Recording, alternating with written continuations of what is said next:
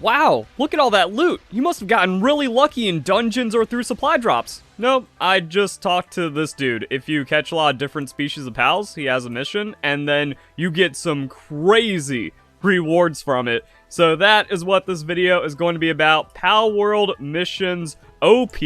Let's see what else we got, because I started talking to this dude, and he was giving me some pretty cool stuff as well. So by defeating boss pals, you can get some rewards. I ended up with a life fruit, then now we're getting some technology manuals, another gathering technique, and only 33, so I need to do a lot more. So yeah, go to missions, check the submissions, veteran hunter, defeat 50 bosses, so I haven't done all of that just yet, and we can also see the other requests and some of the other rewards. There's also a lot of just random NPCs wandering around that have good stuff for you now. Pal critics, those have been in the game for a while, but I think it's relevant now because, yeah, check your submissions, do missions, get some crazy stuff. So I'm gonna go and check out some of these rewards and see what else we can get. Now, I'm not going to cover all the missions in this video. I'm just going to do some and see which ones are, like, really crazy. If I find a super duper reward, like, yo, you must do it. Such as this right here. There's a researcher, you give him some chromium, and then you get a mining technique manual, and it's right by a fast travel point. So one way you can find NPCs or look for NPCs in missions is by using an interactive map. All you have to do is like highlight the NPCs. Now some of these are just like the standard ones where you find your merchant and your pal traders and stuff. And we can see some new NPCs like the laid-back angler, so just talk to everyone you see. Don't immediately assume they're a threat and start shooting at them. They'll give you a mission, you can check in your missions tab, maybe you see the rewards, maybe you don't.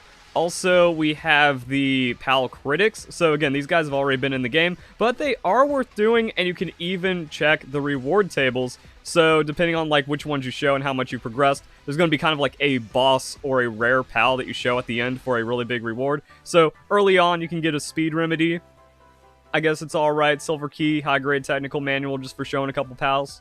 Now, getting a batch of higher level spheres always feels pretty nice, but we can see there's some pretty crazy rewards. All-purpose pal extract. Now, it's only the 1-star, but I mean, it still saves a little bit for the condensing. We even have the 2-star, which is pretty nice. So you go from 1-star to 2-star. And then we can also find some other technical manuals. So, watering technique, we have handiwork technique for the Bastigor, and all kinds of other good and nice rewards. We got applied transporting technique for the King Packer Christ. So if you've just been catching a lot of pals, you know you pretty much have every pal because you're filling out the Palpedia and making progression, it is worth, like, you know, bringing an inventory of those pals and then talking to the arrogant pal critics. Oops, I didn't even do this for the video. It was actually an accident. I got sniped out by an enemy. I shot my vortex beater and then the bomb just kind of like splashed onto someone. But it keeps the mission up even after you accidentally kill someone. So give the hunter a Serpent Terra with the Serenity passive. Alright, so some of these are kind of unreasonable, but you get a speed elixir and a legendary sphere. So there's all kinds of different NPCs. Some of them are easier than others. Give the Wanderer a Leespunk or a Leespunk Ignis for a launcher schematic rare. Alright. And then True Ascent ends in Descent, we get a rare Plasteel schematic for giving the Wanderer a Wumpo. So Wanderers are also NPC types that are wandering around. I didn't mean to say it like that, but yeah. This guy, he's the one that gives the Plasteel by Victor's Tower, and then we can see on top of the volcano, the other Wanderer is over here, and that's the Leespunk trade. And remember, by having the schematic, you don't have to unlock it through technology, so if you have the proper weapon assembly line, you can just make it. And that's going to be pretty powerful to have early on. Then if you head on over to Fisherman's Point, we have this dude. So you just catch pals. You don't have to have all kinds of different species. His quest caps out at 1,000. So at the end of it, you get applied handiwork, power fruit, and electricity generation. I already cashed it in earlier. I showed him that I've caught hundreds of pals. So there's just a lot of free stuff to pick up around Palpago. So I'm going to keep like looking at some of the other towns and the NPCs and show you guys how to just find all these quests. Inside Dune Shelter, we have the Arrogant Foodie. So he's going to want, food. And then we'll see if there's anything decent from that.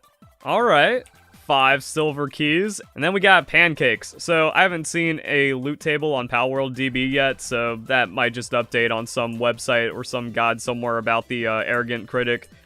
comment down below if there's like something crazy for some kind of food you make at some point. Same thing if you find a random NPC, do his quest and go, yo, you can actually get blank over here. Kind of like that researcher with the chromium. Oh, that's interesting. We have the hopeless supplier, and I wonder if this is deliberate. That like, oh, there's just multiple junkyards around him as well. So you get some free stuff. I got a lot of dog coins, which is nice. And what does this guy have? Oh, this dude just has some crazy PTSD. Alright, good luck with that. Alright, so I built some things around the base, and I wanted to see how the main missions are. It just gives you a little bit of experience when starting out, which is nice, but you can also get some pretty good resources. Like, alright, that's some higher level food. Always nice to get free PAL spheres or building materials, stuff like this.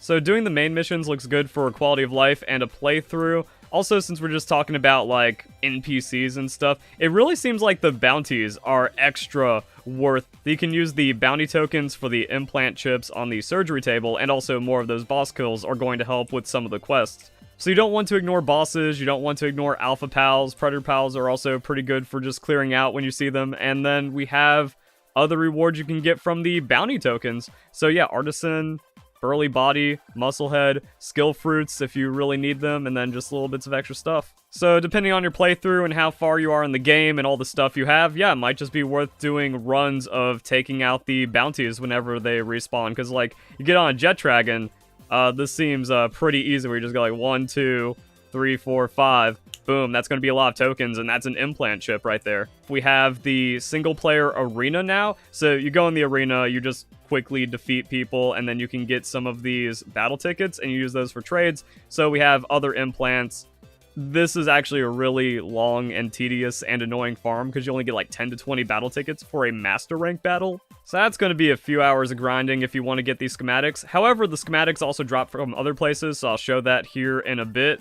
But it just kind of shows there's other things to do, and depending on your world settings as well, like, oh, if you just have cranked up player damage, a lot of this is going to be easier, and then you just kind of go in, do battles, you get some first time rewards that are pretty nice, and then you can just kind of farm up for the battle tickets.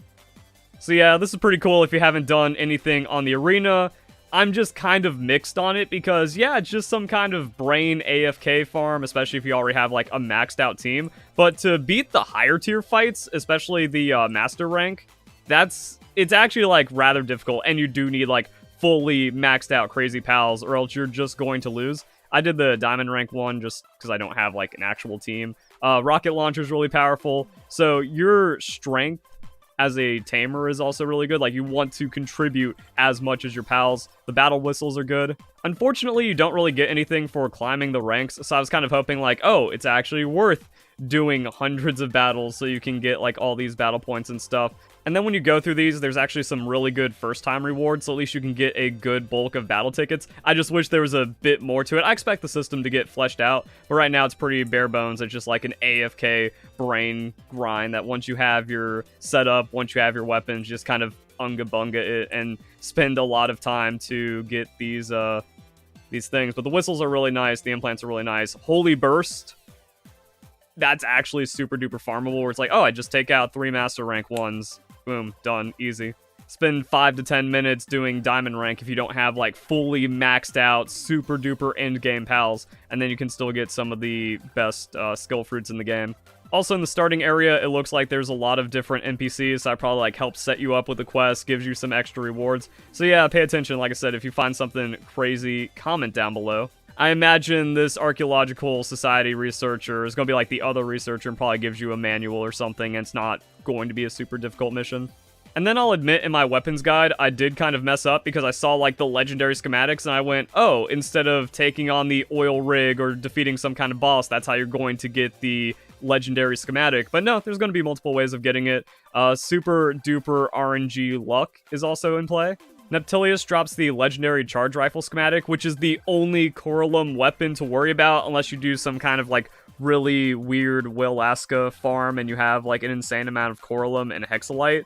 But until you're in that super hyper endgame, if Coralum is a struggle. Also, like, it takes 1200 So 1350, but if you're going to be doing this much in-game crafting, make sure you've done the research to reduce the crafting material requirements from the handiwork skill tree. So until you've played an unacceptable amount of this game and you have more coralum and hexalite than you know what to do with, the charge rifle is going to be the best, but even then the legendary schematic seems out of reach for most people. You can guarantee it on the shop, 3% on Neptilius. Treasure map. That's some low odds. And then Faybreak dungeon fishing. Oh. Okay, so it's not in the Faybreak dungeon chest. You can maybe fish it up if you're fishing in the dungeon. But also, as I talked about my fishing guide and my tips and tricks and stuff, dungeon fishing is OP because it kind of pulls from the loot table of the boss chest. And then I got a treasure map from one of the missions, so let's see what's going on with that. Oh, that is way too far away. That's all the way out here. Yeah, I should teleport. And then there's also these bases for the different factions. They're kind of worth clearing out. Like, you just rush it for the chest, and it's kind of like a mini overworld dungeon that has a little bit of loot. Let's see what we get from this, and then we can wrap up the video. So this guy's showing, yep, do missions, all kinds of new rare item things you can get. That wasn't too crazy. It's an epic, and like, depending on your state of the game, that's a thing. So the treasure maps are going to be hit and miss, and then maybe you fish up a rare one, or some kind of quest gives you like a more end-game treasure map, and then you just kind of go and get rare items now. So hope you guys enjoy the video. Hope you all have a nice day. Thank you very much for watching.